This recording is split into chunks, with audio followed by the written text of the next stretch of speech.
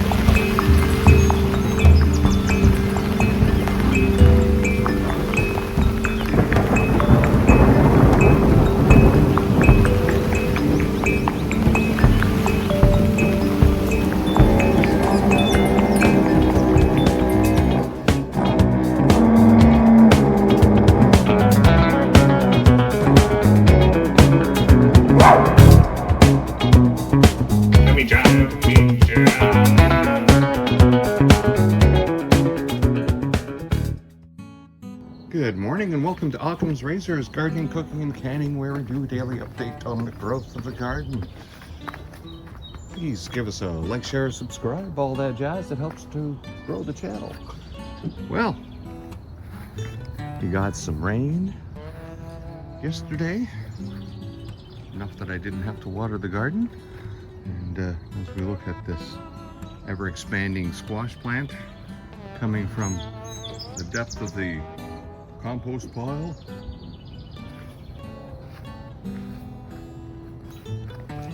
we have no more jars to can, so all our peppers are there. Unless we get some more jars, we don't see doing anything more with these peppers other than using them in a stir fry maybe. Well, temperature overnight down to 12. The night before it was a surprising night. It stayed around 19 degrees. But really, feel it in the air. Of course, the sun comes up later and later every morning now. The summer wanes. As we look at these magnificent plants that continue to produce zucchini. Should have grabbed you yesterday when you were smaller, but another zucchini. Here, we'll just put this right there with the basil that's gone to seed. Ah, good. Some of the seeds are finally starting. I'm gonna stick those in another pot. Grow some basil for the winter. Let's get past this plant here. Get down to our beans. Yes, we didn't harvest any beans yesterday. We'll have to come in here and harvest them today. You can see one right there has gotten nice and big. Put it in there. Hey, look at you. There's a fryer right there. Again, it's unfortunate we didn't get more bean growth this year, because that long bean I just showed you there, I should have been getting clusters, handfuls of those each day, starting around early July to can them. For some reason, bad bean crop this year. They just wouldn't take. Critters kept attacking them as they were going through their growth stage. Maybe next year start them indoors. But it always takes 3 days for them to acclimatize, and I still have the critter issue. And when I mean critter, I mean, you know, bugs. Obviously, it's time to start rotating the crops next year. We're still digging out the potatoes back there. Digging them out as we eat them. Now, that particular corner in that soil did not grow very big potatoes. They're all like babyish potatoes. The tops all died off before the potatoes got to a decent size. So that was not a success. Now, of course, I've seen some of the russets coming up through the soil here. I have to dig those out as well. And they did get to a decent size. But isn't it strange, eh? You get this little mesh here, and it keeps some of the plants propped up, the potato plants. And after all this time, when all the other ones have died off because they don't have the strength to stand up on their own, and they fall over and they die, these ones, you keep them standing, they last much longer. Well, we'll find out when we dig up those potatoes to see if it provided a much larger crop under that growth stem. Or if the potatoes even got stupid big. That'll be interesting. Our kale. We don't have a kale salad yesterday, which is why we didn't harvest the beans. But we'll be having one today. Now let's look down here, see if there's some sneaky zucchini growing, because we always find sneaky zucchinis every day. Well, when we find them when they stop being sneaky. How's that growth going down there? Oh, it's just growing straight onto the sidewalk. Keep growing, boys. There's not much growth weeks left. A couple of more weeks and it'll be September, and that'll be it.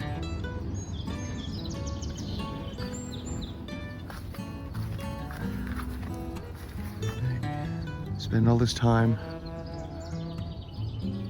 bringing up the plants. Watch them grow. Much more success than last year, that's for sure. Much more success. And our other squash box here. Still mostly zucchinis coming off of it. And we always keep looking at our one gourd that we know of. Hopefully there will be more found amongst the foliage. You can see the foliage is starting to die off. Of course, these leaves under here, less sun, more susceptible to the mildew that now, of course, comes this time of year. All the humidity, the extra rains. Oh, can we hear the music from the front? I think we can. Let's go up there and see what's going on. I'm always over with the chickens, past the lamb's breath, past the hosta. And let's come over here and have a look and see how, oh, I see the last tiger lily has been taken down by the weight of the morning glories. Wow, and this thing just keeps growing and growing and growing.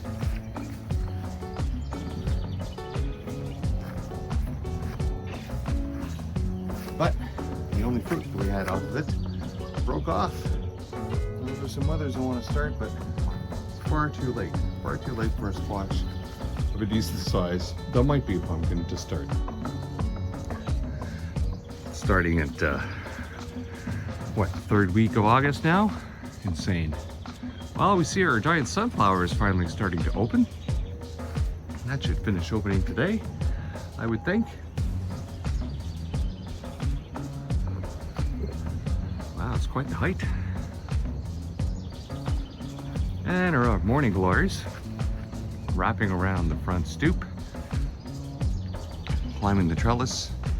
Of course, we're going right by our other sunflower here, which hasn't opened yet. Should look a lot like Butch 2.0 on the other end. Let's go here and have a look at Butch. Ooh.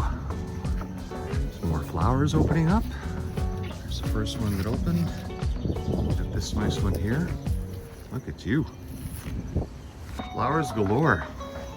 A lot more flowers than the taller fella down here. So far, anyway. That'll be pretty.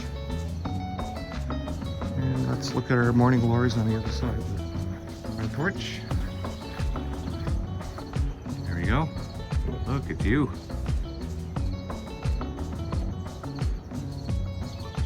Well, thank you all for coming out and having a look getting the update for the growth of the garden on what is now, episode 101 for 2026. Will we do this all over again next year? Who knows? Come and join us next time when we do an update on the garden. Will it be tomorrow? Who knows? Wait and see. See you next time. Bye-bye.